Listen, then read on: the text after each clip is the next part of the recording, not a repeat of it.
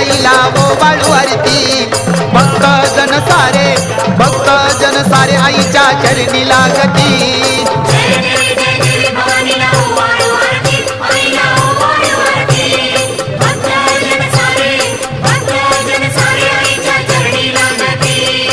ओझ उतरला गोंधळ संपन्न झाला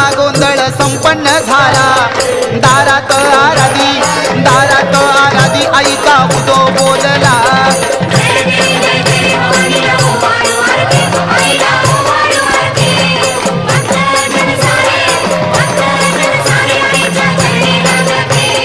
पाच परड्या भरून अन्नदान बहु केले दारात गोंधळाला सर्व देवजण आले